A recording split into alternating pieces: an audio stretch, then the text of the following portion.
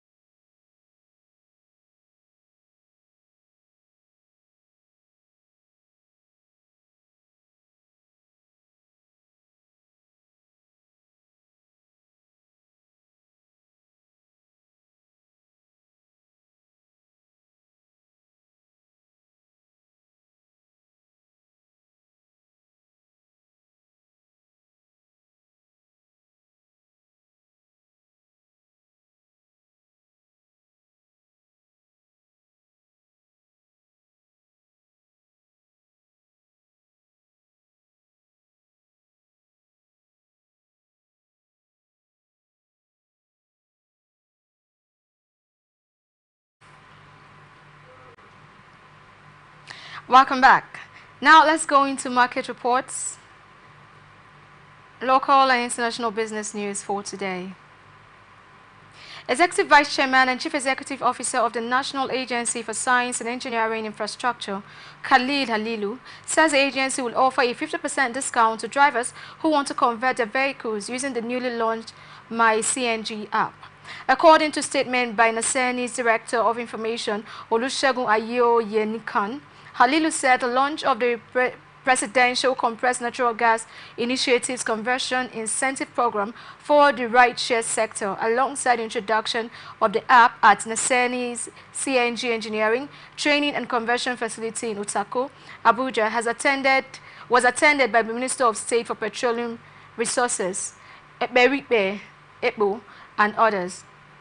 Halilu emphasized the significance of Pi CNG in Nigeria's gas revolution.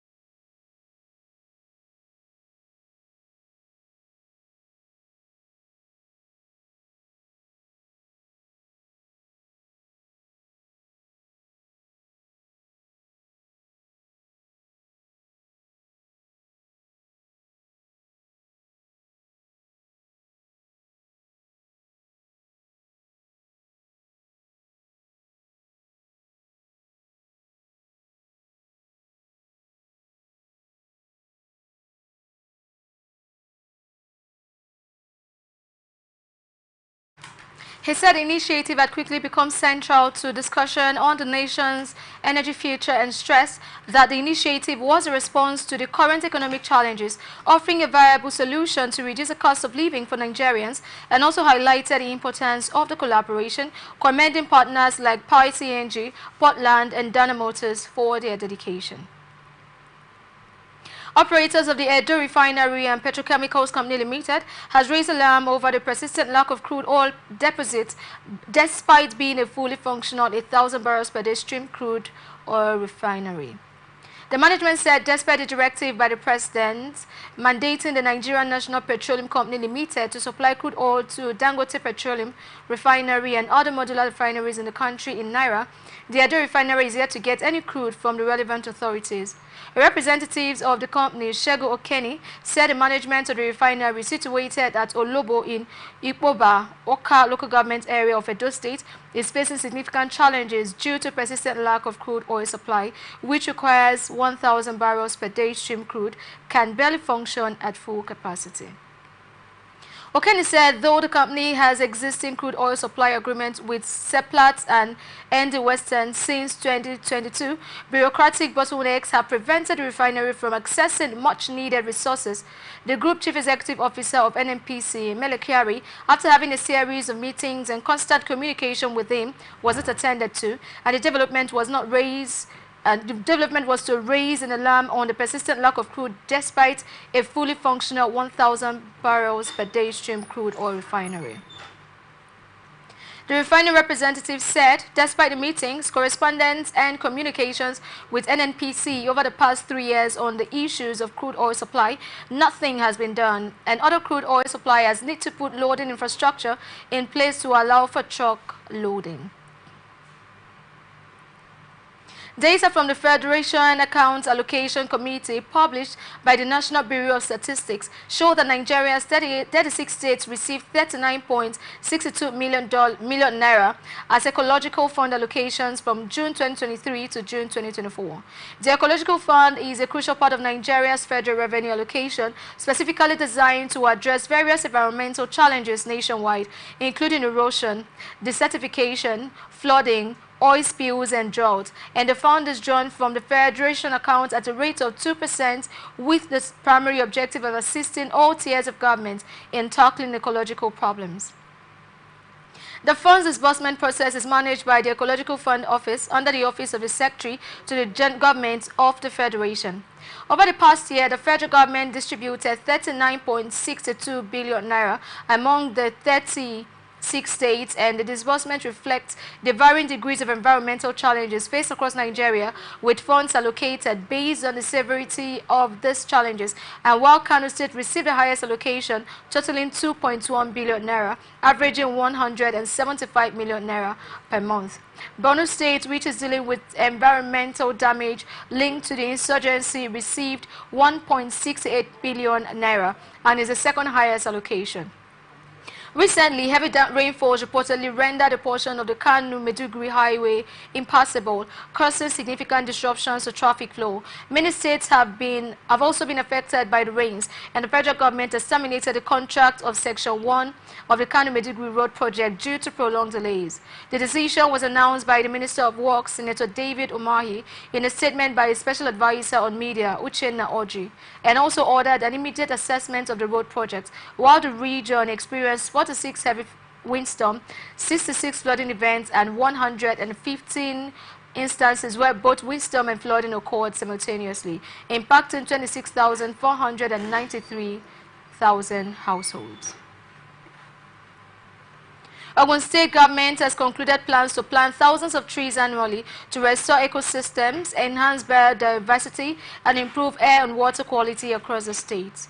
According to a statement by Ogun State Governor Prince Dapo Abiodun, represented by the head of service Kehinde Onasanya, while flagging off the maiden edition of the Ogun State Tree Planting Day with the theme Greening Tomorrow Today, held at the State Secretariat in Okemosan, Abeokuta, and highlighted that trees can not only filter the air and we breathe, but also provide shade on hot days, shelter for wildlife, and enhance the visual appeal of landscapes.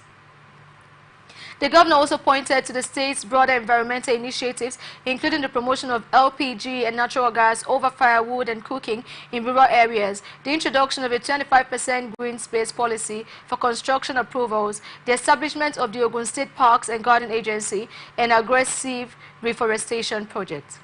He said the measures were all part of a concerted effort to protect the environment and mitigate the impacts of climate change, especially with the state government's promotion of the use of LPG and natural gas to replace firewood for cooking by the rural dwellers, and not forgetting the introduction of 25% green space policy as a condition for construction approvals, including the establishment of Ogun State Parks and Gardens Agency and the protection of forest cover with aggressive reforestation projects, amongst others.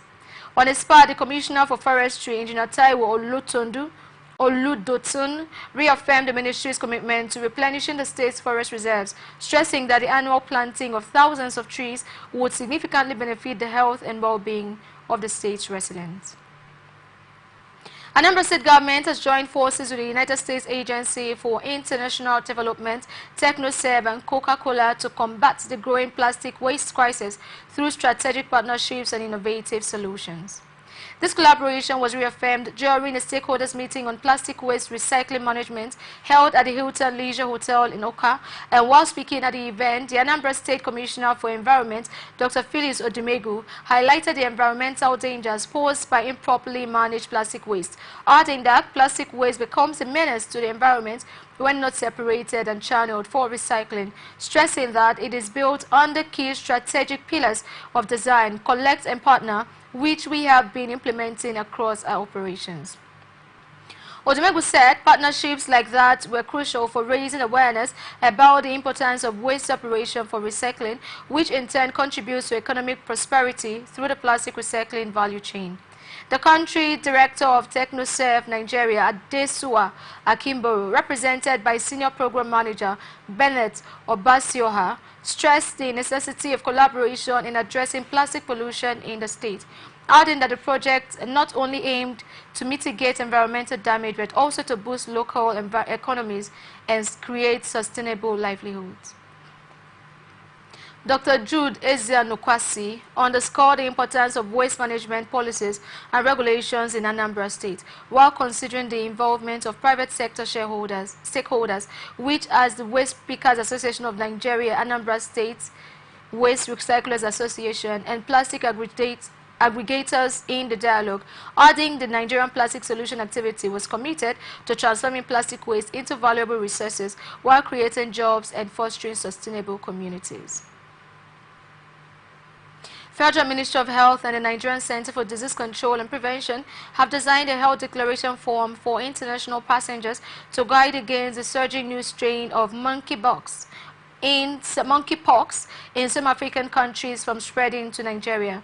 The new variant of monkeypox started ravaging African countries, especially the Republic of Congo, in September 2024, as it is more deadly and more transmittable than previous forms.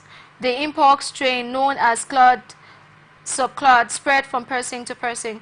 9 days ago, the World Health Organization said it was considering convening an expert committee to advise on whether to declare an international emergency, as it did during the global mpox outbreak in 2022, considering that mpox is an infectious viral disease that can occur in humans and other animals, and the symptoms include a rash that forms blisters and then crossed over fever and swollen lymph nodes. While at least 16 countries of the continent's 55 nations have been hit by the disease. To prevent the disease from coming into Nigeria, the NCDC has mandated airlines to ensure passengers fill out the declaration form before making their way into Nigeria. While the Federal Ministry of Health stated on its website that this form is an instituted measure to prevent the spread, monitor the possible importation and infectious disease, and aid the control of disease outbreaks, thereby protecting the health of all Nigerians. In a travel advisory by British Airways to its passengers, the airline said, due to the recent outbreak of monkeypox in some parts of Africa, the Ministry of Health, through Port Health Services, has introduced a health declaration form to be completed by all arriving customers into the country. Council for the Regulation of Engineering in Nigeria has identified a legislative gap in its enabling act as a major limitation in its prosecution of owners of collapsed buildings in the country. A member of the current Council Committee on Engineering Regulation, Monitoring and Enforcement, Engineer Dominic Akubo, said when investigation of building owners is culpable, there is no clause in the current Enabling Act that allows it to carry out any action on them. According to Akubo, current has an understanding with the Independent Corrupt Practices Commission towards limiting this lacuna in some instances, adding that current expressed concern over the frequent building collapses in the country, citing a lack of capacity to investigate and prosecute those responsible, sometimes this month. He said while the country could investigate building collapses and infrastructural failures, there was a need for clear legislation to bridge the legislative gap so that all parties are liable to prosecute without any encumbrances when found culpable, stressing that saving lives takes precedence when incidences of building collapses occur, and clarified that the bulk of investigation do not directly index engineers but rather highlight issues of quackery, use of substandard materials and economic factors leading to cutting corners and corrupt and unprofessional practices. He also said many instances of professional negligence, such as engineers carelessly leaving their seals to fall into the wrong hands, could lead to an indirect indictment, and the Council has also written the Minister of the FCT to inaugurate an FCT Technical Committee in addition to the State Technical Committees to address the issues of infrastructure failure in the country. Stakeholders in the built economy have stressed the need for reliable and sustainable water supply systems in housing designs. They called for innovations in water science for housing in the country. The founder of Right Place Synergy Limited, Dr. Chukwueze Okolo, who called for a paradigm shift in water management, stressed the need for international development that prioritize health and environmental impact, and that it is essential to adopt a more intentional approach to development which prioritizes the health and well-being of the citizens and considers the impact of the environment. He advocated for smart homes that prioritize water treatment solutions and eco-friendly sewage disposal systems, adding that access to quality water is a fundamental human right, and called on policymakers, real estate developers and stakeholders to prioritize water quality in housing designs. However, the chairman of the Council of Registered Builders of Nigeria, Dr. Samson Opalawa, said water supply is the exclusive responsibility of the government and water supply authorities, not property developers, while suggesting that occupants could install water purification systems at their level, while builders ensure that fittings are in place in buildings. Stakeholders in the built environment said there is need for effective planning and infrastructure design in mitigating the impact of flooding. The principal partner was Salisu Obina, said flooding is one of the most impactful natural disasters, wreaking significant financial havoc on the built environment, adding that effective urban planning and infrastructure design are crucial in mitigating the impact of flooding by using flood defenses such as levees, flood walls, floodplains, and green spaces help absorb flood waters, while sustainable drainage systems and comprehensive flood risk management are essential, including building codes and standards as well as mandates, elevated structures, flood-resistant materials, and proper drainage systems. He said the destructive force affects housing infrastructure, businesses, and the broader economy, while the causes of flooding are multifaceted, encompassing climate change, urbanization, deforestation, as well as construction in floodplains and infrastructure deficiencies, adding that the financial implications are both extensive and severe. He said the federal government should implement policies to ensure insurance and risk transfer through subsidies, tax incentives for flood-resilient development, and public-private partnerships for affordable coverage, adding that catastrophe bonds can provide funds for recovery efforts toward addressing climate change by reducing greenhouse gas emissions and creating wetland for natural flood defenses is also vital. Wosu also said flooding causes massive financial losses in the built environment, affecting property, infrastructure, financial systems, and economies, while comprehensive strategies in urban planning, infrastructure development, building codes, and insurance schemes are necessary to combat the impact, adding that upgrading and maintaining drainage systems, implementing early warning systems, restricting development in floodplains, and enhancing emergency response, river management, as well as coastal protection projects are critical steps in mitigating the financial losses caused by flooding. Nigerian equity market has gained 945 billion naira in overall market performance. The NGS All-Share Index and market capitalization appreciated by 0.87%, closing the week at 98,592 points, 12 points, and 55.978 trillion respectively. Investors witnessed a total turnover of 2.68 billion shares, worth 49.17 billion naira, traded in 47,451 deals, compared to the previous week's 3.39 billion shares, valued at 52.304 billion naira, in 44,814 deals. Despite the lower trading volume, the market rebounded with positive momentum. Leading the market activity by volume, the financial service industry traded 1.98 billion shares, valued at 31.985 billion naira, across 23,467 deals. This sector accounted for 74% of the total equity turnover volume and 65.25% of the value, while the oil and gas industry followed with 229.68 million shares, worth 7.441 billion naira, in 4,021 deals. While the ICT industry came in third with a turnover of 113.88 billion shares, worth 3.59 billion naira, in 4,264 deals. Exchange-traded products saw a turnover of 20,375 units valued at 5.912 million naira in 148 deals, a slight decline from the previous week's 21,051 units valued at 2.202 million naira in 97 deals, while most indices recorded gains except the main board and industrial goods indices, which depreciated by 0.09% at 3.67% respectively. Policy and governance discussion platform was called on the federal government to come up and introduce reforms on ease of doing businesses in Nigeria to drive foreign exchange inflow.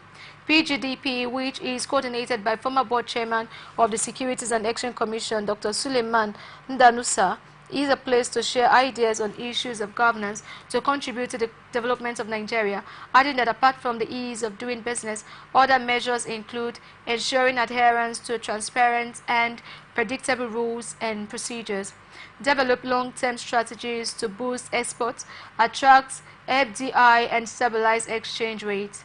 The group said the citizens need to cut down on consumption of foreign goods while the government should deliberately promote exports, adding that the Bretton Woods institution should focus more on the use of accountability of the loans than on their disbursement, as well as promote local production and value addition while reducing reliance on imports and stabilizing prices, while urging the government to collaborate with relevant stakeholders to seek ways to mitigate the impacts of electricity tariffs on businesses and consumers.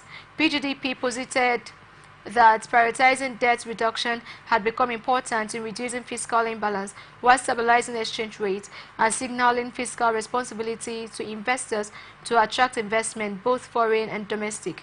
The group also recommended targeted incentives and support to attract and retain local and multinational companies by stressing the potential for long-term growth and profitability in the Nigerian market, adding that policy impact assessment should prioritize for overall economic development, considering effects beyond public finance. We are open for advert placements, bookings, and commercials. And you can connect with us on and watch us on ATN socials, Facebook and YouTube, Atlantic Television Network, Instagram and TikTok, Atlantic TV Network 1, X, formerly Twitter, Atlantic Network TV. Watch us live on our website, atlanticnetwork.tv. Central Bank of Nigeria conducted players in the real sector, which dominated the retail Dutch auction system. According to the sales report, which was published by the Apex Bank, said 3,347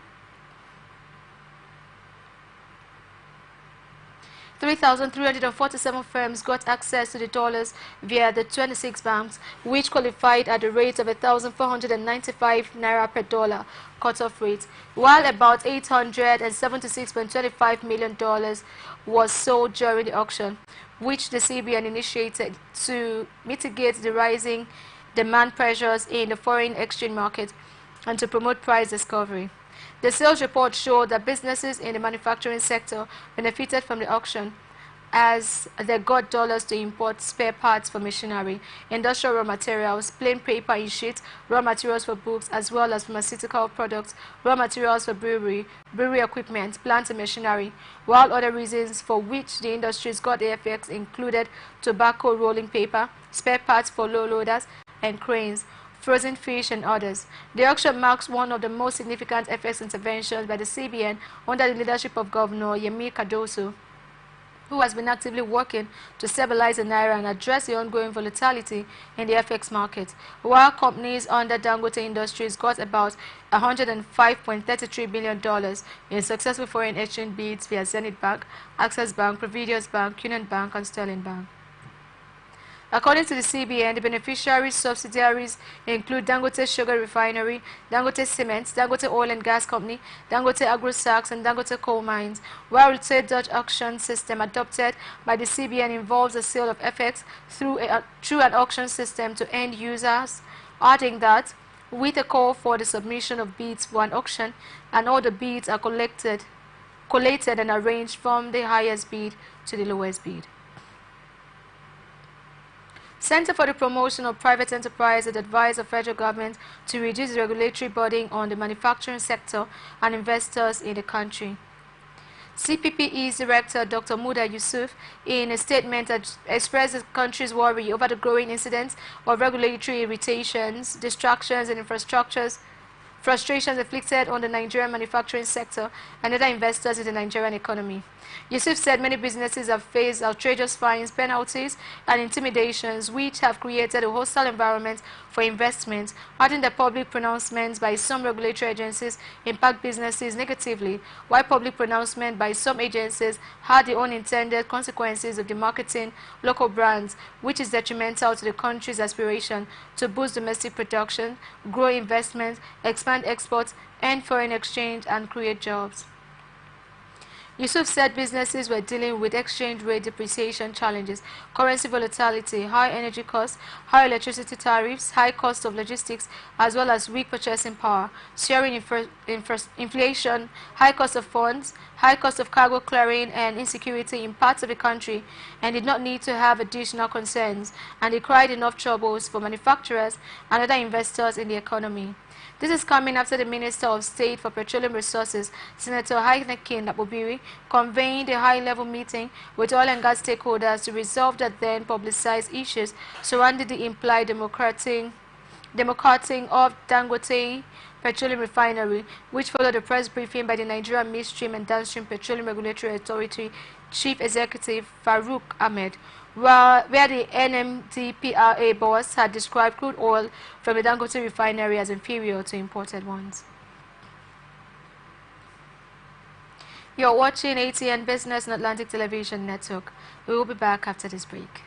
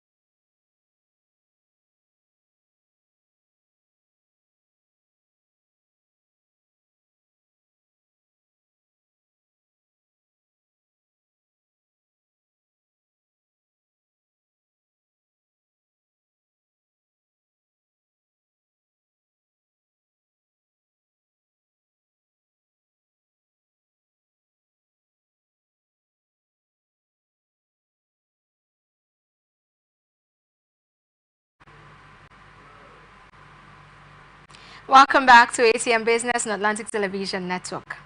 And now to the rest of our stories. European stocks kicked off the new trading week higher, with US and UK inflation data set to dominate focus this week. The pan-European stock 600 index was 0.05% higher by 10:50 a.m. in London, pairing earlier gains as investors hunt for signs that last week's market rut is finished. Financial services and insurance led gains, both up by around 0.6%. European stocks followed their counterparts in Asia Pacific higher, continuing to shake off recent volatility.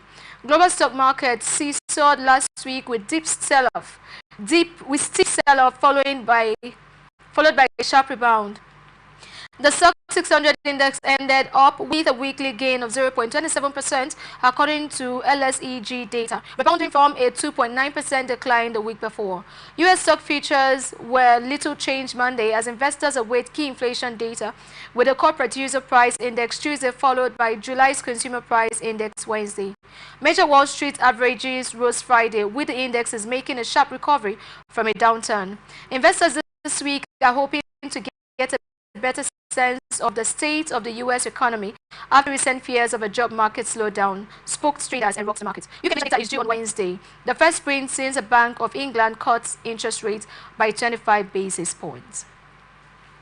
Vietnam is planning to subsidize electricity prices for electric vehicle charging stations as part of its effort to promote the use of EVs and meet its energy transmission commitments. The subsidy scheme is due to be submitted to the central government by mid-September for approval. The government said in a statement over the weekend, the Southeast Asian country, home of EV maker VinFast, is targeting carbon neutrality by 2050, in line with the commitment made by advanced economies.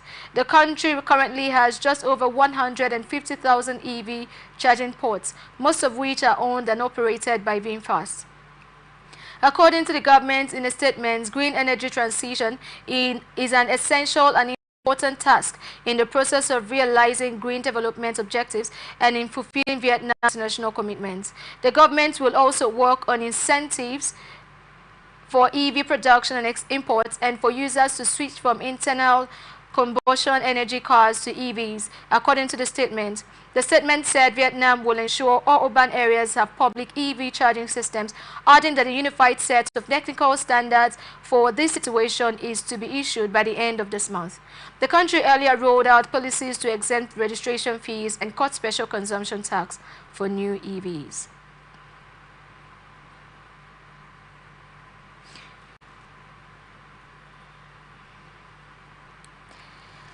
Okay, next up we have a conversation, a part of the Nigerian sector economic challenge we would love to talk about. And with me I have Professor Silva Opoala Charles, that's the president of Garden City Premier Business School. You're welcome, sir. Thank you. Thank you. Wendy, thank you very much. It's good to have you here. Yeah, thank you very much. And thank you, listeners, on this show. Okay, so we'll go right into the conversation for today. About 700,000 manufacturers and micro, small, and medium enterprises have expressed intention to become beneficiaries of the federal government's 150 billion naira loan to help businesses in Nigeria navigate the current economic crunch. The Minister of Industry, Trade and Investment, Doris Anyete, revealed this in a chat with a correspondent, stressing that the ministry was working tirelessly to ensure prompt release of the fund to eligible businesses. The minister, speaking through her special advisor, Strategic Communication, Tefa Giado, hinted that the disbursements will be done in batches, with the first set of disbursement to commence soon. So my question would be, sir, what is the interest rates for this loan, and how would the loan be disbursed successfully to applicants?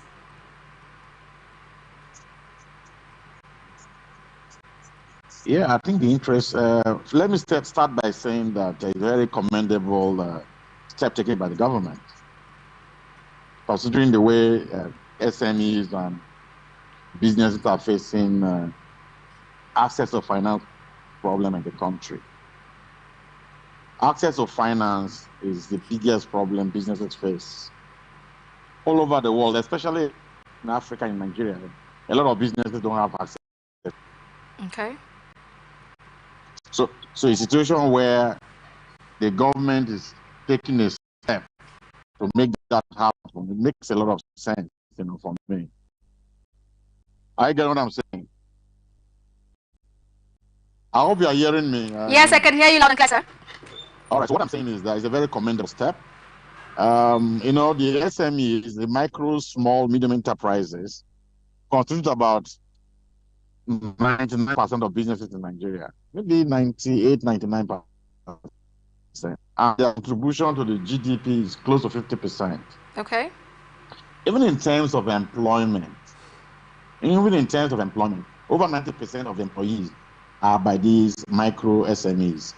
True. So they are very major. So, I mean, if the government wants an immediate impact about economic policy, the right way to go is to ensure that you empower these enterprises. So I quite agree that it makes a lot of sense.